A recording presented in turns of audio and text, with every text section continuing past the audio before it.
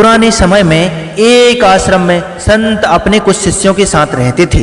उनका एक शिष्य घर से लौटकर आया तो वह बहुत उदास रहने लगा। पढ़ाई के अलावा आश्रम के अन्य दैनिक कामों में भी उसका मन नहीं लगता था। संत ने कुछ दिनों तक तो उससे कुछ नहीं कहा, लेकिन जब उसके व्यवहार में बदलाव नहीं आया तो एक दिन संत ने शिष्य को अपनी कुटिया में बुलाया। शिष्य कुटिया में पहुंचा तो संत ने उससे दुखी रहने का कारण पूछा। शिष्य ने बताया कि बीते समय में परिवार को कई दुखों का सामना करना पड़ रहा है। पारिवारिक परिस्थितियां बहुत बिगड़ गई हैं। अब धीरे धीरे हालात सामान्य हो रहे हैं, लेकिन घर की परिस्थिति याद करके मेरा मन दुखी रहता है।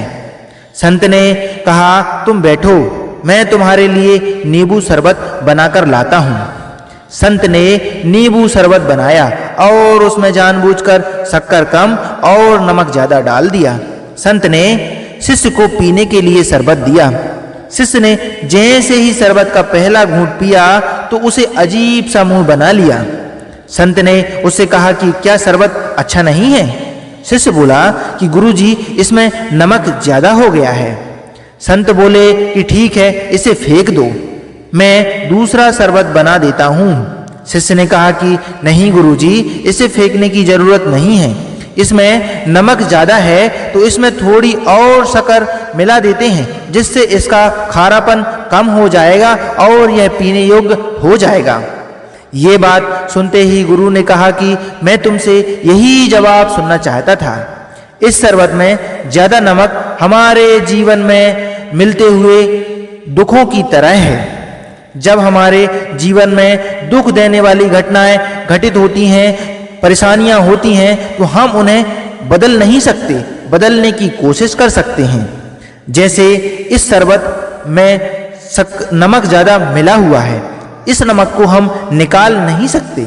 इस नमक का खारापन कम करने के लिए हमें इसमें शक्कर की मिठास घोलना होगा, जिससे यह शरबत पीने योग्य हो जाएगा। ठीक इसी तरह हमें भी अपने जीवन की परेशानियां एवं दुखों को समाप्त तो नहीं कर सकते, उसको बदलने की कोशिश कर सकते हैं। उसमें हम सकारात्मक बातों को शामिल कर सकते हैं। उसमें ज्यादा चिंतित और दुखित होने की जरूरत नहीं है। इसमें चिंतित और दुखी होने से हम अपना वर्तमान को खराब नहीं करना चाहिए। हमें सकारात्मक बातें सोचते रहना चाहिए, जिससे हमारा दुख कम हो सके। सकारात्मक और अच्छी बातों से ही बीते समय के और वर्तमान समय में चल रहे दुख के प्रभाव को कम किया जा सकता है।